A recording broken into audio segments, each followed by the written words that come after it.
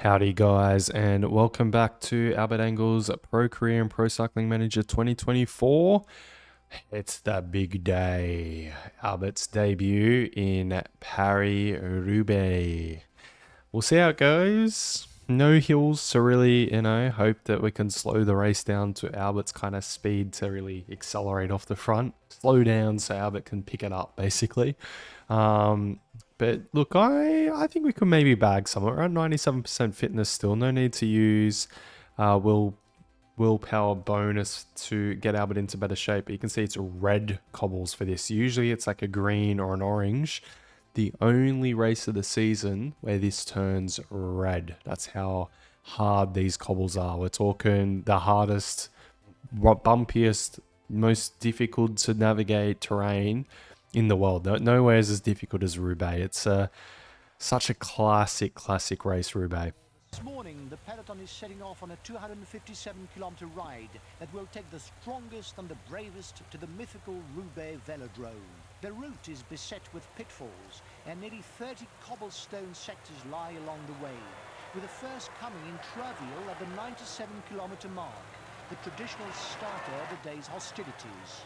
The renowned Trouet d'Arenberg, 2.4 kilometers long, comes after 161 kilometers in the saddle, and already allows a first race hierarchy to be established. It's obviously too far from the finish for the favourites to fully show themselves. But it's a perfect point at which to launch attacking strategies with a luxury team member. Riders are slowly whittled away with each crossing of a cobbled sector. And when we reach 20 kilometers from the finish, there still remain the fearsome Carfin-Pével and Carrefour de l'Arbre, two of the most difficult sectors that often prove to be decisive, and for which riders must have kept some energy in reserve despite their exertions. Finally, if several contenders for victory still remain, it will have to be decided on a sprint in the Roubaix velodrome, as is the case since 1943. Pretty cool touch of history there, that intro. All right, we've got 8 riders in the breakaway of this year's Paris-Roubaix. It is Movistar, Lidl Trek, that random Conti team we keep seeing. We should find out who they actually are. AG2R, the Versace sponsored team, Bahrain Victorious, Q365, and Intel Wanty. In terms of riders on the start sheet, well, it is everyone you would expect. Van der Poel, the odds-on favourite, without a doubt. Wout van Aert, can't discredit him as well. His quick sprint makes him very dangerous to take to the velodrome. Same for Mads Pedersen, same can be said for him. Stefan Kung as well, incredibly powerful rider. Philip Garner. Albert himself is obviously up there, has to be noted. Michels, Mazzato, Van Mechelen, a youngster from Belgium riding for UAE. They also signed Abrahamson across as well. That's big news. I didn't know that he moved over to UAE, but yeah, that definitely bolsters their classic chances. Bettiol, Mohoric, and Guthart probably round out arguably the main guys, but I kind of think this is a smoky chance here in Biniam Gourmet. He did start off the Flemish Classics with huge form. We're going to have to find out as we get closer to the velodrome what can happen. All right, we'll see you guys on the first cobbles. All right, around this corner, and you can see we hit the first section. Ooh, and it is rough indeed. A 4-star cobble to start things off straight away. There's going to be some punctures left, right, and centre, that's for sure. Rider there getting another puncture. You've got to be very careful across this kind of stuff. We're on to another section straight away. In the early stages of this race, these cobbles don't do a horrible amount of damage, but they definitely work away at your energy levels for the whole race. And we're on to the next section already. Yeah, we're on to another section very quickly after again. Here we go. Yep, there we go. There it is. There's Van der Poel's floating around near us. Michels is there as well. Wout's just in front of Van der Poel. Laporte as well. He's a rider we can't discredit. He's a very strong rider. Albert's trying to ride as conservatively as he can. I can't see Mads, so that's good news. We can slip a bit further back. Niels Pollitt, a very good cobbled rider in his own right as well, is up here.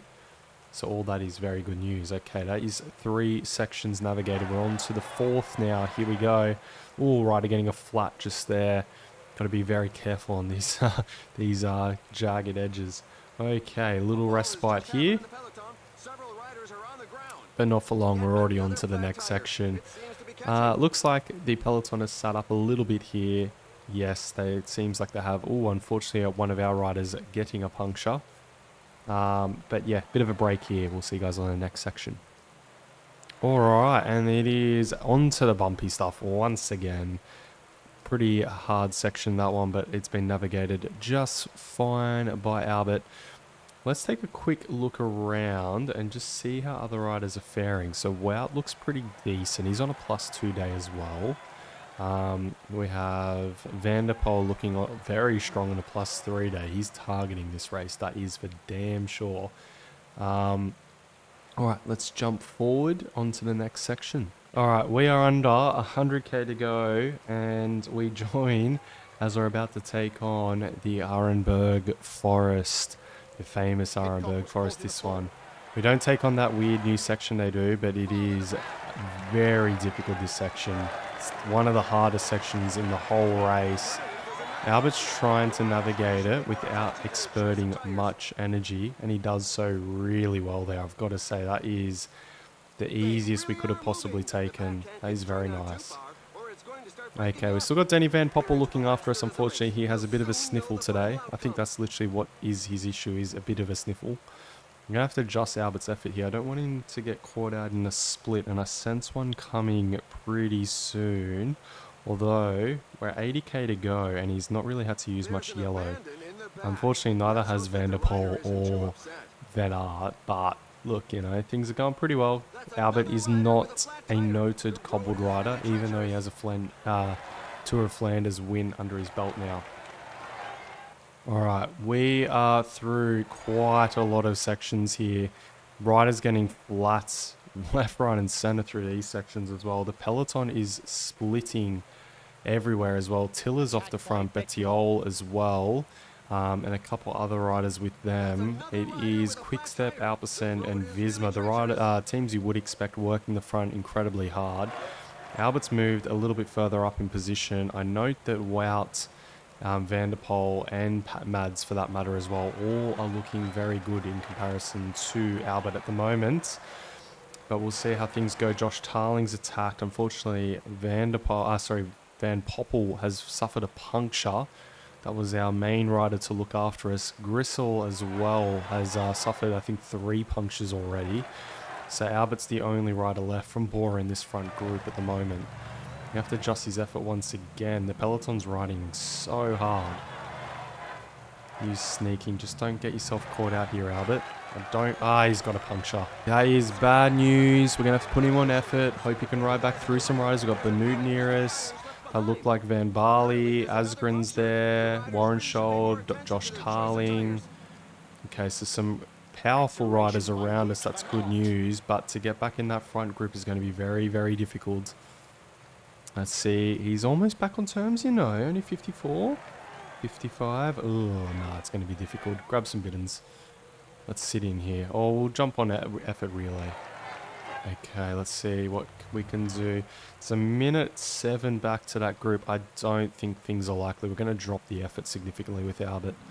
There's no real point in riding. I don't think things are going to come back our way, if I'm honest. Yeah, this doesn't look likely. Oh, Grisel's here now. That's good. We're in a pack of 14. See if we can make anything happen, but I doubt it will. We'll catch you guys on the velodrome. I think our race is over, unfortunately. Alright, and here we are on the velodrome. Look at the crowd, it's huge. Very cool to ride our first Roubaix. Not so cool to suffer a puncture at the worst possible time. But it is what it is. What can we do about that? And 1 lap to go. We're here with a UAE rider. Mads Pedersen taking the win. So we're only a lap. We weren't that far from the win, you know. We almost did okay. It was a big, big group, but Mads Pedersen taking a massive win. We only just beat Grisel in the finish, 41st. in Albert's first ever Roubaix. Yeah, that puncture came at the worst possible time. All right, let's see Mads taking his Paris-Roubaix crown. All right, there he is, the man from Quickstep, the Euro champion, taking a win. It was a pack of 6 in the finish there.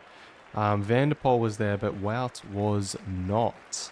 So let's look at that result sheet and see what stories unfold from it. So it looks like Wout as well must have suffered either a crash or a puncture.